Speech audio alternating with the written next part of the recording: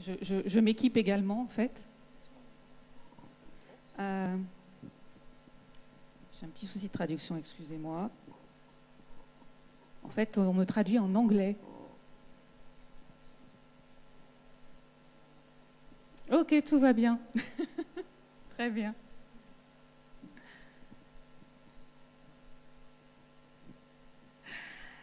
Bonjour à tous, on est vraiment ravis de vous retrouver ce midi avec 3 spécialistes, 3 femmes en plus. Donc je suis vraiment ravie que ce panel soit exclusivement féminin pour parler pourtant d'un sujet hautement technologique. Vous l'avez peut-être rêvé ou cauchemardé, Toronto l'a fait ou en tout cas est en train de le faire.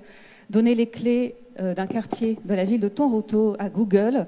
En 2017, donc, comme Boris le rappelait, sa filiale Sidewalk Labs a remporté un appel d'offres pour créer sur la friche portuaire de Quayside une zone urbaine intelligente. Alors normalement, vous devriez voir défiler sur l'écran derrière moi, tout au long de la table ronde, des visuels de ce projet. Est-ce qu'on a affaire ici au développement d'une vraie ville intelligente? Est-ce qu'il faut s'inquiéter de ce projet? Pour en parler avec nous, nous avons donc Cécile Maisonneuve. Vous présidez la Fabrique de la Cité, un think tank sur les innovations urbaines. Francesca Bria, vous êtes spécialiste des politiques d'innovation, conseillère pour la Commission européenne et en charge des technologies numériques et de l'innovation sociale à la mairie de Barcelone. Et puis, Saskia Sassen, on est ravis que vous soyez parmi nous aujourd'hui. Vous êtes sociologue de la mondialisation. Vous avez notamment popularisé le terme de ville globale. Et je vais d'abord m'adresser à vous, Cécile Maisonneuve. La promesse de Google à Toronto, c'est un quartier écologique avec des pistes cyclables chauffées l'hiver, avec des espaces publics modulables, des voitures autonomes, des robots pour gérer les déchets ou pour distribuer les colis. Bref, on a l'impression vraiment que c'est la ville idéale qui fonctionne, voilà, où il n'y a absolument aucun souci, aucun grain de sable. Et vous, Cécile, vous avez mené une expédition en septembre avec votre think tank à Toronto, dans ce nouveau quartier. Qu'est-ce que vous avez vu? So I'm going to speak English even if I'm French because it's our common language. So yes, we decided to go to Toronto to understand what's happening there. And I would rather say what's not happening there. Because for the moment, you see absolutely nothing, because when we were there in September, the city and actually the public body established by the city, the province and the state, Waterfront Toronto, which is a kind of organism in charge of planning this new area, was still discussing with Google about what they would do in this piece of land in the center of Toronto. And what was very interesting is that the discussions were tough. The tensions were extremely high. Why that? Because in last June, Google published a 1,500 document, huge one. You can download it on the website of Sidewalk Toronto, explaining what they were going to do. And when they issued this document, there was a rise of protests in the city from the Torontian citizen to say, but who are you, Google, to really develop a vision, not only for the tiny bit of land you were supposed to work on, but for a whole area of Toronto, and at the end of the day, maybe for Toronto itself. And really, the people were upset about this grand vision developed by Google. And if we go back in history to the moment where Sidewalk Lab, which is the subsidiary of Alphabet, the mother company of Google, was created in 2015, at the time the question was, which city is Google going to choose for its first urban experience? I don't know what to say. And there was a kind of beauty contest all over the world saying, I want to be the city which would be chosen, elected by Google for this first experience. And 4 years later, the question is not anymore which city is Google to choose, but does the city want Google to choose it? And what do they want to do?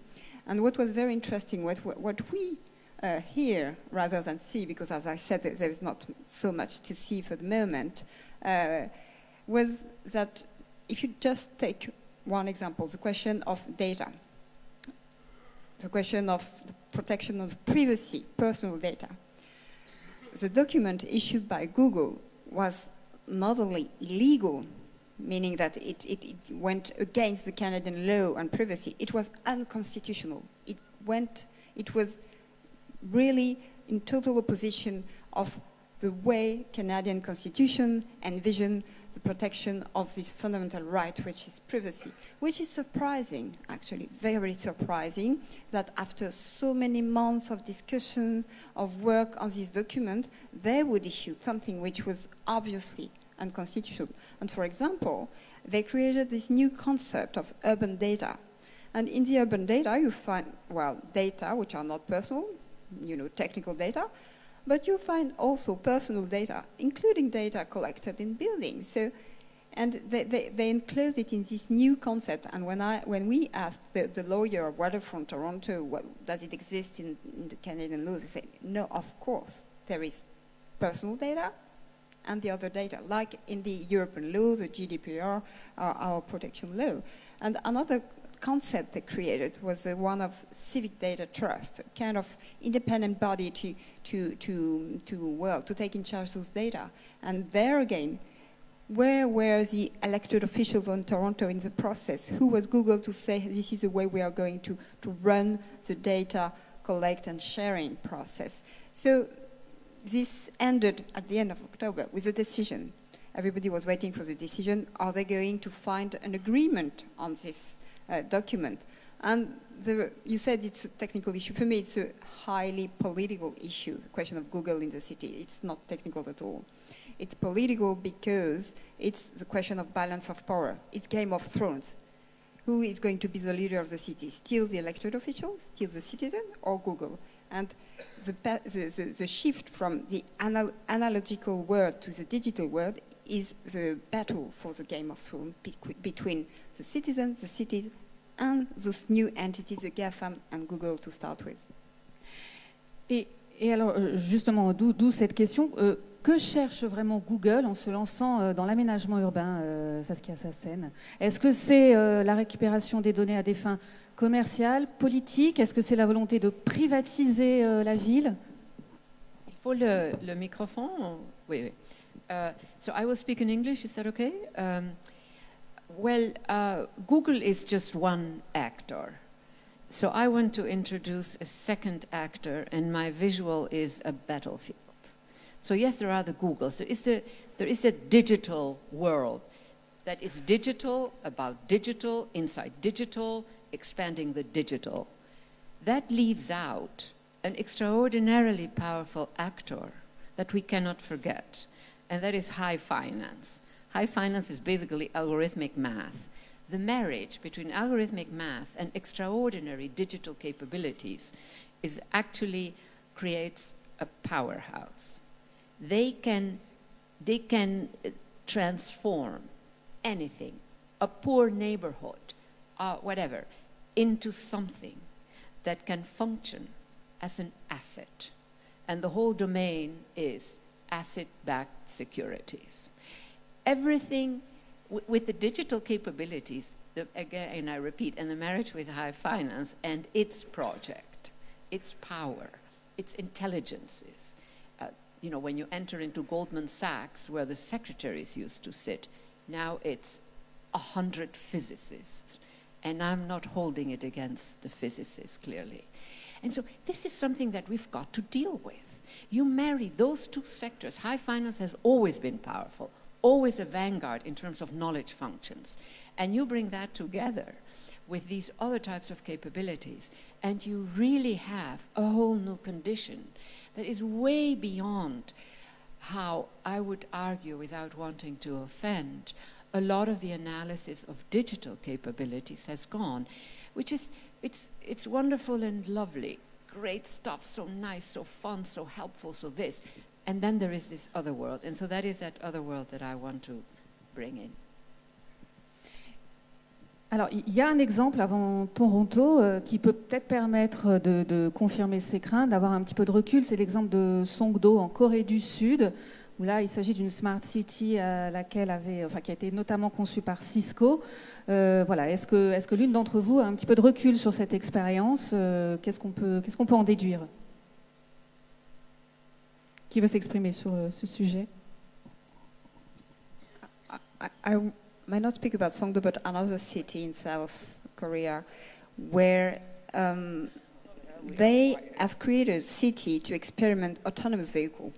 Well, interesting. And interesting because they have created a city to experiment autonomous vehicle without any people. Yes.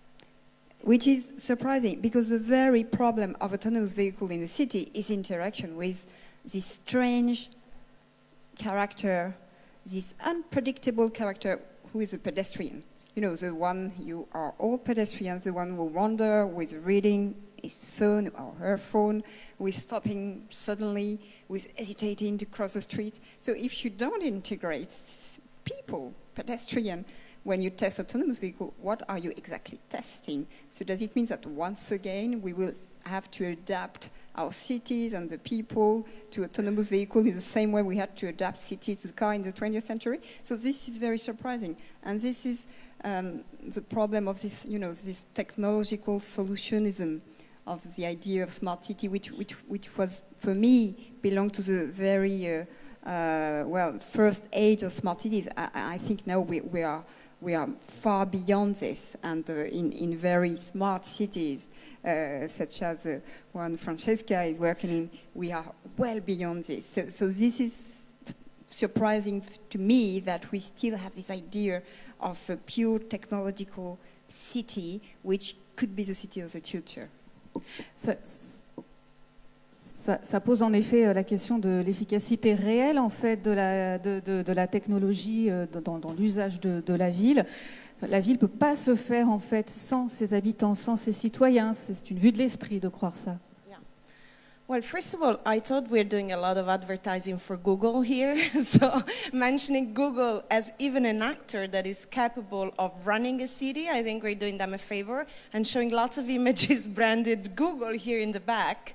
Actually, now you can show Barcelona or Toulouse or another city. So I think we're kind of like buying in the impression that they want to give us, that actually Google is so powerful that they're capable of running hospitals, running cars, running cities, running the society.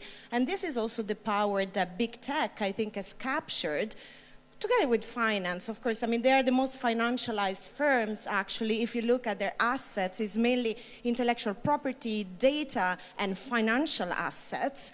And these firms have captured our social and political imagination. I think that was the starting point for me from my work in Barcelona, when the mayor of Barcelona, Ada Colau, called me to rethink the smart city. And we wanted to do two main things, really, about rethinking and reshaping the smart city. The first thing is about, we do not want a technocratic vision of a city. So we wanted to move away this idea that actually if you talk to normal citizens and you ask them, is your city smart, or what is a smart city, they will tell you, well, I don't know what it is, and I don't care, because how is this going to solve like healthcare, mobility? How is this going to fight climate change? How is this going to make my city more democratic? I mean, how does this solve my real problems?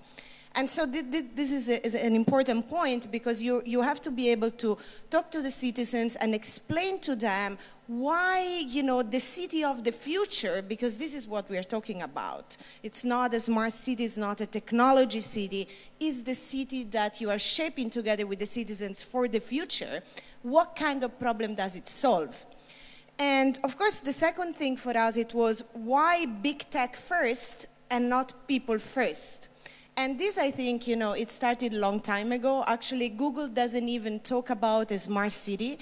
They just talk about Toronto. They own the brand. But, I mean, before Google, you know, many tech companies, starting from Cisco and IBM and now Huawei and all the big tech companies talk about the smart city, which for them is actually, and then we'll talk about the business model, because I think it's very related to what Saskia is talking about. But for them, it starts with technology. It starts with data, connectivity, it starts with sensors, And then it ends up in the technological solutionism. Basically, you end up solving technology problems. You forget about the real problems that you're set to solve. So what we have done in Barcelona is we turned the paradigm upside down, and we started where people are. So we put in place a large-scale participatory democracy movement, and we engage 400,000 citizens in shaping the government agenda of the city of Barcelona. So today, 70% of the proposals, which is the current action plan of the mayor of Barcelona, came directly from citizens. And of course, it was a hybrid model of offline democracy. So people in the neighborhood, in the street, doing assemblies, participating with citizens of all different background, gender, like ethnic backgrounds, socioeconomic backgrounds. So you need a lot of diversity there. And understand what are the problems. And then we filter all these proposals through an online platform, which is really a civic equivalent to Facebook. So it's not Facebook. So when they talk to you about digital democracy, it is not about Facebook. It is not about you click here, you give all your data to Facebook, you get companies to manipulate your data, sell it to third parties, and make a lot of money out of that. No. We built a civic alternative to Facebook where the data and the infrastructure are owned and controlled by citizens. And then we were able to filter the proposals, and we create this plan of the city of Barcelona, which has as the main priorities affordable housing, because this is what people care about, that they cannot, are not able to pay their home anymore and to get until the end of the month. It was about energy poverty and the energy transition. So how do we make our cities green, and how we fight climate change, and how we shift to a more sustainable mobility. And Barcelona did a plan which is called Superblock. Sorry, I talk a little bit, so I want to give the context about how you can get a city which is owned and controlled by people democratically and not by a big tech company. So Barcelona did a big plan which is called Superblocks, where we cut 12 districts to traffic, and we recuperated 60% of public space. And today, this public space has new green areas, kindergartens, space for citizens, and is really recreating public space to be owned by the inhabitants of the city.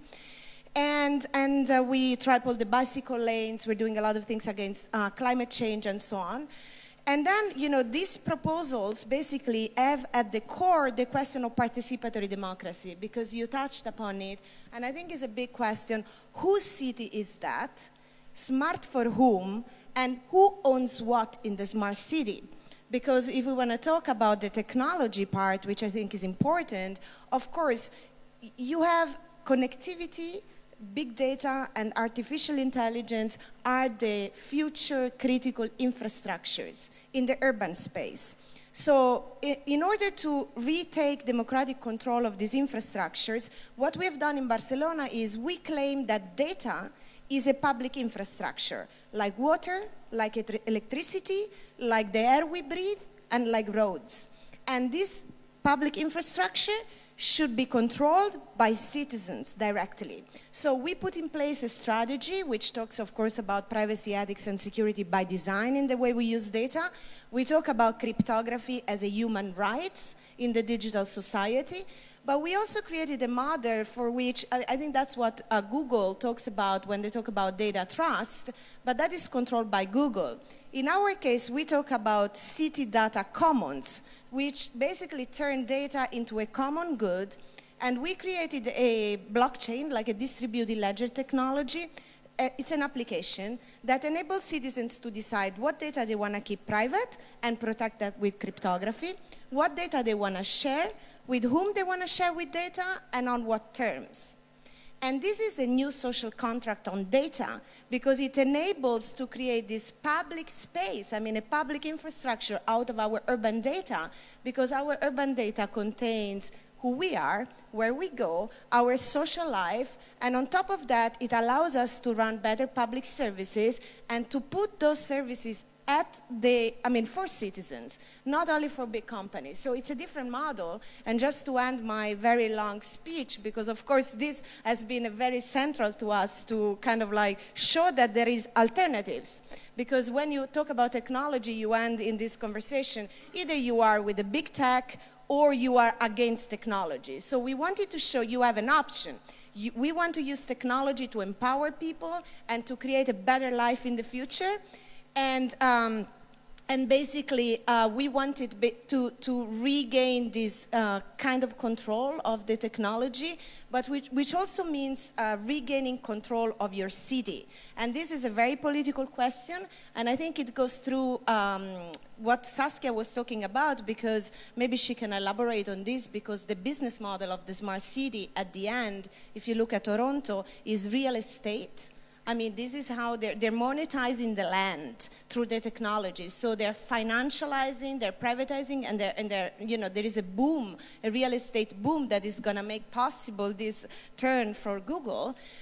So the Financial Times wrote an article, and I end here, this summer, where they said there are two models to run the smart city in the world.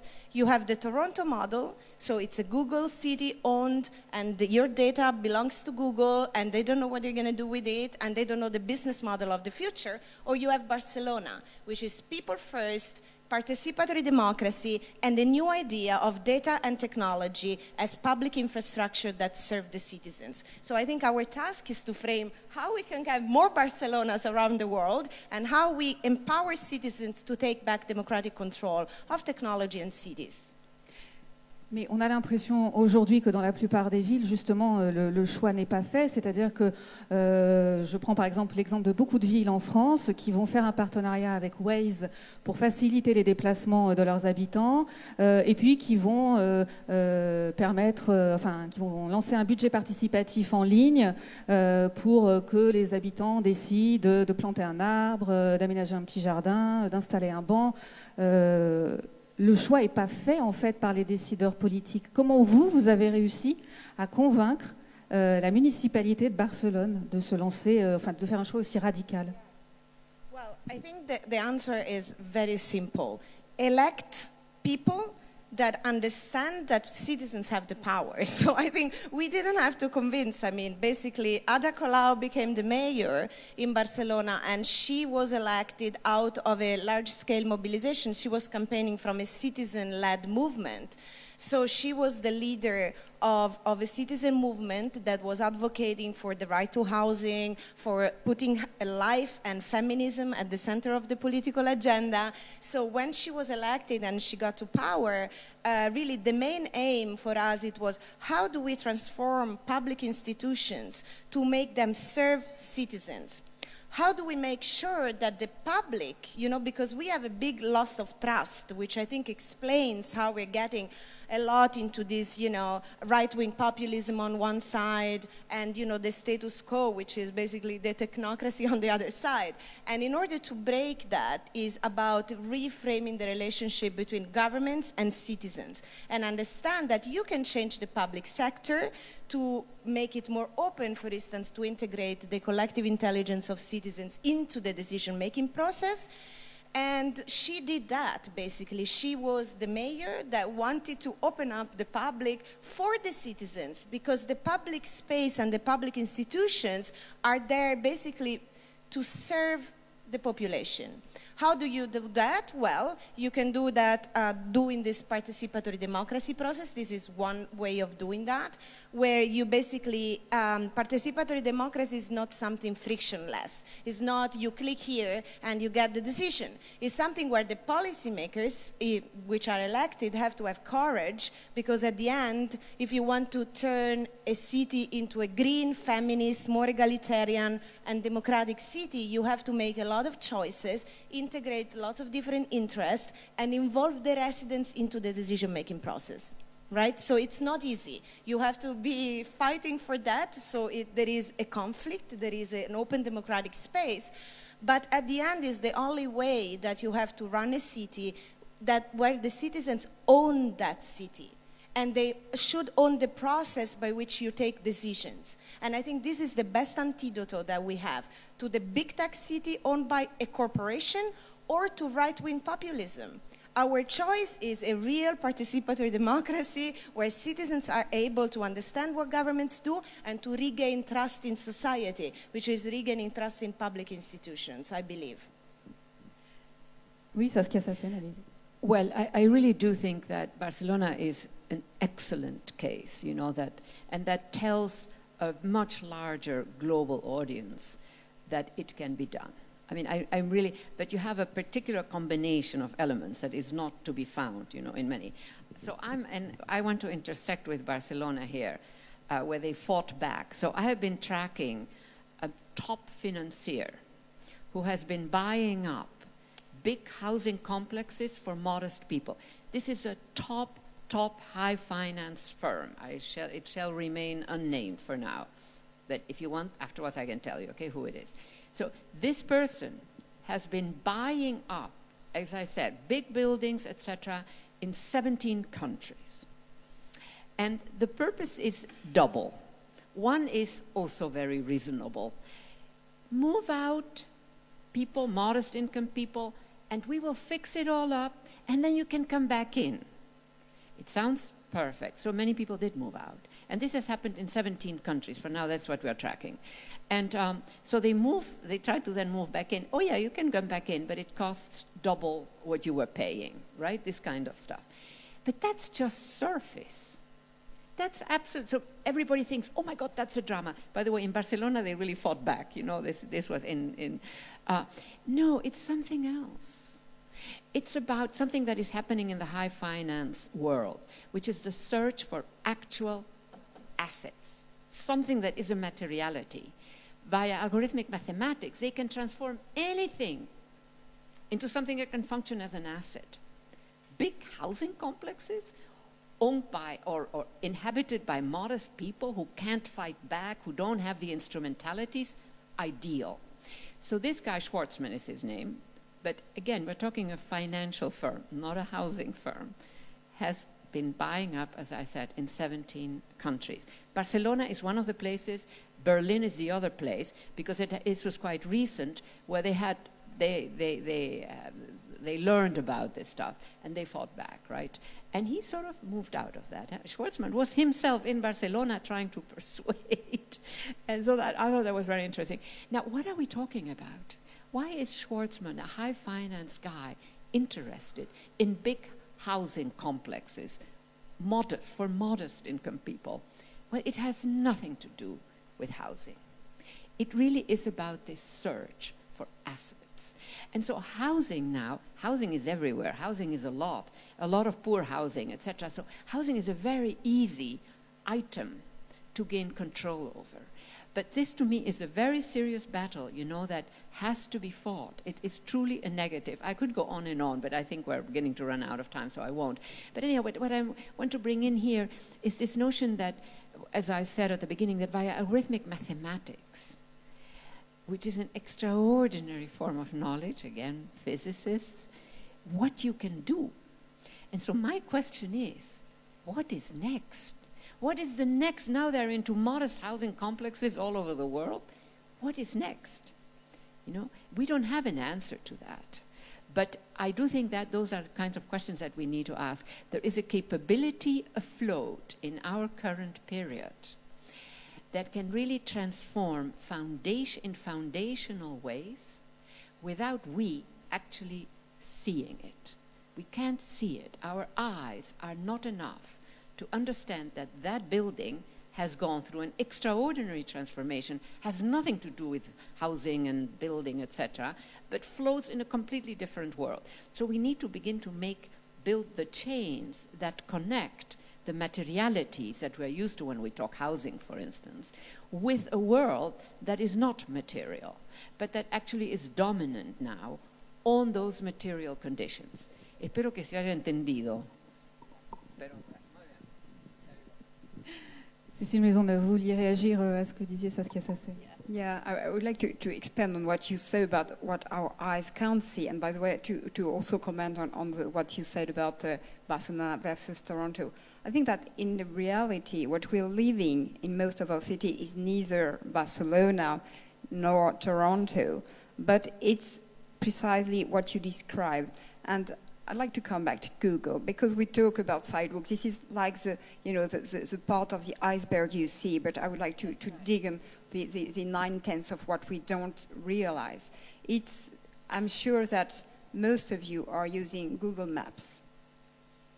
Am I wrong? No, okay. We are 1 billion in the world, so I'm sure there are people in this room who are in this billion. What the new functionalities which are developed by Google Maps are very, very interesting in terms of the actual form, the actual shape of a city, and what we are preparing for the future. Because now they have developed, for example, new notion of areas of interest. If you look at a map from Paris, seen from Google Maps, with areas of interest, it's like a leopard skin. It's like an archipelago, like the Maldives. There are the points which are interesting, and there are the other ones. If you look like another city, for example, Alès in the Gare, you see the historical center and the mall, and the rest out of the map. Why that? Because it has to do with what little shops, malls will buy to Google. Because first and foremost, Google is a company which makes money with advertising. It's not a company which makes money with making cities or whatever. It's advertising firm. So you buy the right to be referenced in Google Maps. And what Google Maps will consider as areas of interest is not the wonderful pedestrian area you will build in your cities if there are no private activities, commercial activities near those areas. But if there are, then you will be on the map. And for example, in Brussels, they open a wonderful pedestrian walk. You don't see it. You see only the mall and where you have shops. So it's a new way of seeing cities, and you will more and more use this. You won't wander anymore. You know, the city of la flânerie, flâner in a city. We love to wander in Toulouse, in Barcelona, in Amsterdam. In Italy, we all come from cities, wandering cities, where the pleasure is just to get lost. With these new functionalities, you won't do that anymore. You will be guided to what? To what is referenced. The rest doesn't exist. And if I go a bit further, there is another functionality about virtual reality. It means that what had a major importance from a commercial point of view in a city, the underground, having, being in the main street and being, in vitrine, won't matter anymore. You will see more and more Japanese-like or Singaporean-like trade shops in the underground, in the backyard, or maybe in the different floors, because it will be referenced by Google. So the economy of our cities, the money which the city takes from the right to possess un pas de porte, will change. Because now, even what you can see today, you will be able to see it. If there is a wonderful shop at the first floor of this building, you will see it. Today, you don't see it. So it will radically change commercial activities in city. And just look an example. In Paris, the BHV. Traditionally, BHV is vertical commercial activities, a building. Now, it's a new concept, the horizontal commercial activities. You go to BHV. In the next street, you have BHV Home. In the next street, you have another one. It's digging in depth in Le Marais. So it's not anymore like that. It's like that. But you will be able to see that thanks to those new tools. And it totally changed the value and the value of the assets. What had no value will have value in this new reality, virtual one and the very actual one, actually. Can I? No, I want to comment on this, but also on the fact we don't have Google or Barcelona. So just to elaborate on this, I think it's very important to understand that besides the particular maybe situation of Barcelona with the new mayor and her awareness for people's power, let's put it this way, I think that we have a lot of cities, and I've been in the last 4 years chairing a network of city CIOs, so chief innovation officers in other cities. And there is a lot of awareness from cities that actually what she's been talking about, data, artificial intelligence, and connectivity, are very important urban infrastructures of the future. And in particular, the data. If you do not have the data, and then the artificial intelligence, of course, which is built with that data, you are also not able to plan your city anymore, to regulate the big platforms. Think about, you know, Airbnb or Uber. I mean, the majority of cities had to come together to understand how we can regulate these new platforms, you know, how we can make sure that Airbnb can coexist with the model of affordable housing for the population, how we can make sure that, you know, we have a model for the future of transportation where we maybe, you know, believe that we have to have a universal integrated transportation system which is public. And then on top of that, you can have competition at the service level. But of course, if you get a company like Uber entering the market, capturing all of it, you know, and owning the market, you also, you know, have no competition anymore, also from the local industry. And think about it, a company like Uber, it's owned by SoftBank, which is the biggest wealth fund. I mean, they own Vision Fund, which is the biggest technology fund in the world. And 45 billion of that fund are owned by Saudi Arabia. So actually, you know, we're going to have a very, I mean, this is threatening our democracy, because what we are talking about, it's not the future of technology, it's the future of transportation, of healthcare, of, you know, our education system, of the way we run our cities. So it's actually really touching on very important political question of how do we want the future? What kind of social, political, and economic model we want? And I think that's why, at the moment, in the European Commission, but also Emmanuel Macron, just said, we need to recapture digital sovereignty of Europe. I think what we mean, I mean, what they mean, but also what we mean when we say citizens should be democratic in control of this, is that if you lose technological sovereignty today, you also lose your economic and political sovereignty. And you're not going to be able anymore to decide, how do we want the healthcare system in the future? Do you want your health data be run by Google? Because this is happening as we speak in the US. So if you open the Financial Times of today, you can read a big article about a whistleblower that talks about 50 million of health record data in the hands of Google without your consent. And this doesn't mean only do machine learning on the data. In a little while, it will mean run the healthcare system. Amazon, Google, Apple, they're all gonna go for running the healthcare.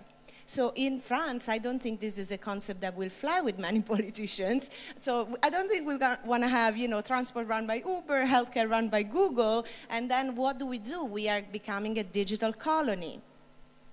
So I think the model here, it's not going to be only Barcelona, hopefully. I mean, I work now for the United Nations as an advisor on digital cities, and I want to make sure that we can expand this model about democratic technology and ownership of data and artificial intelligence globally. But I think this is not going to be only cities. We need governments to understand it. We need a European level policy to regain democratic control, and we need to set some rules and standards that really protect us as a democracy. So I want to bring in the other side. New York City, a powerful city, etc., etc. Yes, the rich have all the options they want. New York City, and I wonder about other cities hence, it's also a place where you have a lot of very poor households. In some of those households, they're still using dial-up. And to me, this is shocking. That is where Europe has been much better, and so has Japan, and so have other countries, that, you know, the digital has expanded to all sectors. My question is, how many cities in the world are there right now where you have this absolute dual world, a lot of the students in high school, etc., not high levels, who come from these very poor neighborhoods, they go through terrifying moments because they are clueless, and they are smart enough to know that they're clueless. So when I think about New York City, a city that has a lot of wealth and an amazing amount of poverty, I also think about that. Now, I think Europe has been much better, and certainly Barcelona has been very good about that. But I do think we cannot forget this. We are really generating a youth, una juventud, that is so poor, so cut off. It's absolutely, it's very dramatic, I think. The other question I would want to put on the floor is that we tend to think about these very powerful, and I would be also very interested in what you think, these terrible technologies that more, stronger, more. In fact, historically speaking, they never get there. Something else happens, and they either overdo it or they have, and so I was just wondering what the two of you thought about that. J'avais quand même une question. Francesca Brea, vous avez très bien exposé les attentes des habitants et comment ils voulaient, les thèmes sur lesquels ils voulaient vraiment reprendre la main. Il y a quand même un thème où la technologie semble utile à la plupart de nos concitoyens, c'est celui de la sécurité. Et là, on a l'impression qu'il n'y a pas de garde-fou. Je prends l'exemple de Nice. Le maire de Nice, Christian Estrosi, veut renforcer la vidéosurveillance, veut une vidéosurveillance intelligente, et il est prêt pour cela à revoir la loi informatique et liberté qui, en France, depuis 1978, sert de garde-fou. Voilà. Est-ce qu'il n'y a pas quand même une duplicité de la part des citoyens sur ce sujet-là? C'est-à-dire que oui, tantôt on veut bien quand même se laisser récupérer les données pour nous protéger, et puis tantôt, non, là, la santé, évidemment, ça ne nous arrange pas, c'est quand même notre intimité. Vous voyez, est-ce qu'il n'y a pas une part de... Enfin, est-ce que les citoyens ne sont pas consentants aussi à un moment donné pour livrer leurs données? My opinion is that, first of all, the question of security in many cities, it is not a technological question at all. So you're not going to solve it putting lots of cameras everywhere. I mean, London has proven this already. Brazil has proven it, has put cameras everywhere, and crime went up. So you solve it. It's an organizational problem. You need to give. You need to train more the officials, the police. You need to do more capacity building there. You need to include citizens also of like different ethnic background. I mean, you need to do a lot of this kind of work in cities to make it safer. And I think so you need to invest much more in human capacity and in organizational capacity and in diversity and all of that than in the technology. And by experience, really, the technology can sometimes really complicate things, but it doesn't help you to reach this goal. Then I think on the question broader, I said it very boldly in my claim when I said encryption, it is a human right in the digital age, full stop. So this is what I believe. I think that people are going to be able to be much more aware of how to protect their privacy and how to, to be conscious about what is happening with their data and to make informed decisions. I mean, we have the GDPR, which is a law that is, is based on fundamental constitutional rights. That's maybe what Google was violating in Toronto. Thanks God in Europe, because of the, Charter of Human Rights and the basic fundamental rights that we have in Europe, we consider data privacy and data protection as a fundamental right of the citizens. So we should build on that, and we should enforce that. And how do you enforce that? You enforce that. We have very sophisticated cryptography, like homomorphic encryption. I mean, I don't want to go into technical details, that allow you to disclose information when needed, and of course, if you have a process, like a juridical process and an investigation duly done, I mean, of course, you are going to comply. I mean, this is obvious. And also technology companies have to do it. but interception and getting access to data without our consent is a totally different thing. So I think we have to preserve as much as possible our privacy, and also don't put this fear on citizens, because with modern technologies, you can protect your privacy with strong encryption and make it easy. So I work on a project, Decode, funded by the European Commission, where we make it easy for citizens to use these kind of tools that protect their privacy, but at the same time, you can share your data, you know, and you can decide, for instance, with whom you want to share it. Maybe you want to share your transport data with the city because you want to improve public transportation. At the same time, is your right to decide that this data you don't want to like give it to an insurance company or to an advertising company to make profit. And with data shared by the population, we can create a lot of public value. So I believe we have to do a trade-off, which is, of course, an ethical debate. And today there is a big article on Le Monde about facial recognition, where the CNIL has said, your privacy watchdog, they are saying that it should be used very carefully in society, with data minimization, making real tests, and we should not just run and use technology that we do not understand. We don't have governance models that are okay for the society. We can run in very strong discrimination, and I think we can even risk to get in a totalitarian system, because how do you prevent the abuse of such power? How? This is going to be a thing that we want to solve as a society. How, you know, and this is going to be very important for digital payment system, which, for instance, in China, they are linked to facial recognition. Do we want this in Europe? Aren't we able to pay taxes without having this invasive surveillance system? I think we are as a society, and I think we want to live in a place where we can keep our collective freedom, autonomy, and our fundamental rights, while live in a good society where we like to pay taxes to have better healthcare, transportation, and education. So, yes. Just a quick reaction on the case of Nice, because we can say whatever of what Nice is doing, but he is asking the right question, and you're asking the right question. Where do we put the limit between freedom and our want for security? And cities are the right level to have this very democratic debate. Because the big principle, we all agree with them. CNIL, okay, we agree with the principle, but we have to contextualize those principles. Otherwise, we will have wonderful debates like the one we have here, but in reality, it will move on, and we will lose our freedom for what, I don't know, but certainly for not a model I want to project myself in. So cities have to tackle this issue, and not only the city of Nice, which has a specific DNA, a terrible recent history vis-à-vis terrorism, but other cities. In Toulouse, it would be a wonderful city where you could have this debate on security versus freedom.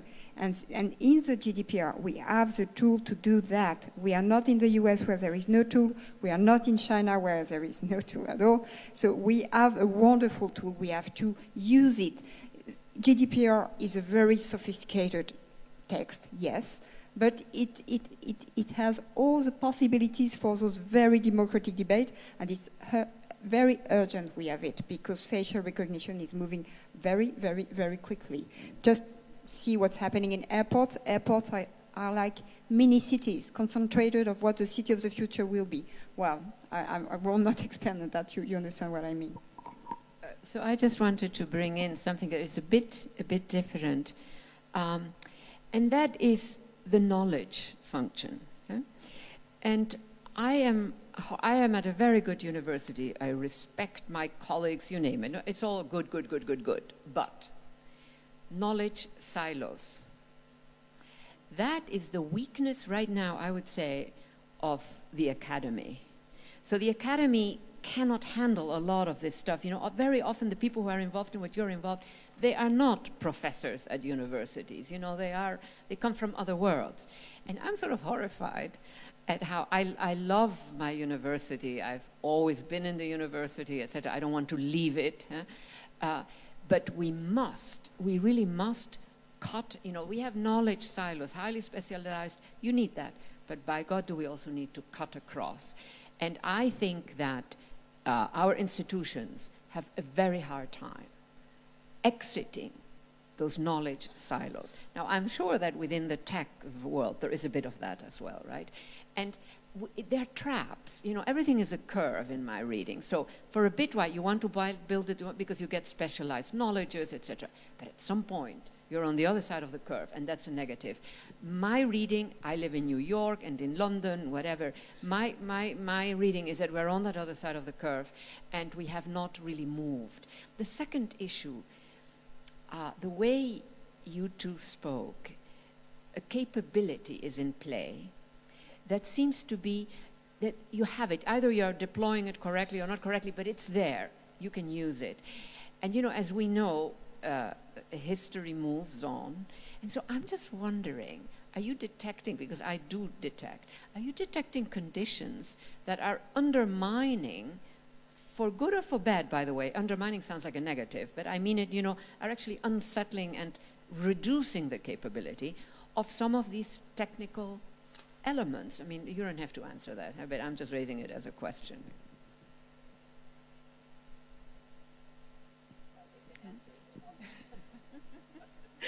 Qui veut répondre à cette question?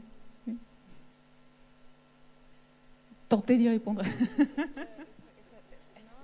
Well, I guess it's meant to be a broad question of, you know, reflecting. Also, it's linked to your previous point. I mean, it's getting bigger, bigger, bigger, but then it never happens that they conquer all this full power. So obviously there is a lot of, I mean, I think the question around knowledge obviously is a very important question, not only in academia and the siloed knowledge, but I think imagine the public institution and how we are going to have to invest in capabilities in universities, in school, in the public sector, which I think is very important, because imagine if you get a politician that's confronted with, you know, companies that, for instance, tell you, give me all your data because the services are going to be free, because in fact, you know, you're paying with your data. And obviously there is nobody that now is prepared, or very little people that are fully prepared to say, okay, hold on a second, let's prevent this exchange of power here,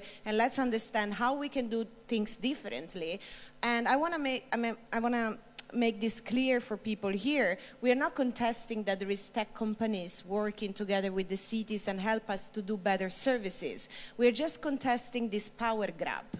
I mean, we are contesting the fact that there is a company which even pretends to remove almost the political power and intervene in choices which are about democracy and which are about policy, instead of, you know, just being a partner which works with the city in order to deliver better services. So I think here cities have to put the condition for this exchange to happen in the future, which is about knowledge, capabilities, how we want to live as a society, and really open up our political imagination about the future. We should not be trapped in vision of the world that we'll never maybe realize, and we should... Yeah, and usually don't. So actually, I think we want to invent, really be able to reinvent in a moment like that, our future political and economic institutions. And this is a task for us, for the population, for citizens and cities. On en est... I have one final thingy. Google. We're out of time. The big ones. Are they on their deathbed or not? You know, I'm just wondering, when you concentrate that much stuff, at what point do we still see them as major, and they are major and they have power, but are they actually on their deathbeds? You know, because they have done what they could have done. What comes next? And the next might not come from them, but from somewhere else. That was a happy note, by the way, after all the negatives. Cécile, mais on a vraiment le mot de la fin. Yeah, just a quick conclusion to answer a bit of your question. I come from the public service, and I must say that public institutions are also responsible. They have get ridden in the past 20, 30 years of their capacities, of perspective, of expertise, and now they are, well, naked king, you know. So, and they bought those theory, and especially cities, of corporate management, but companies are much better to do that. So we have also to reflect on this, I think. Bon, vous l'aurez compris, on en est qu'au tout début de ce nouveau Game of Thrones, comme vous l'avez dit, Cécile, tout à l'heure. Merci beaucoup à toutes les trois, en tout cas. Merci beaucoup.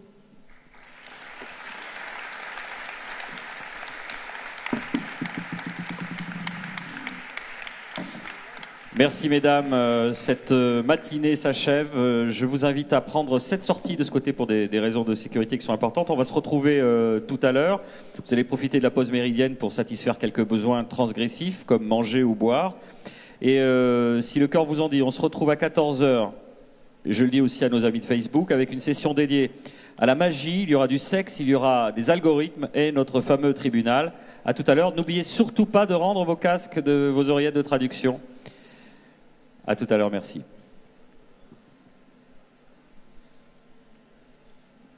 C'est bon, ça vous fait pas mal? Ça va. C'est bon?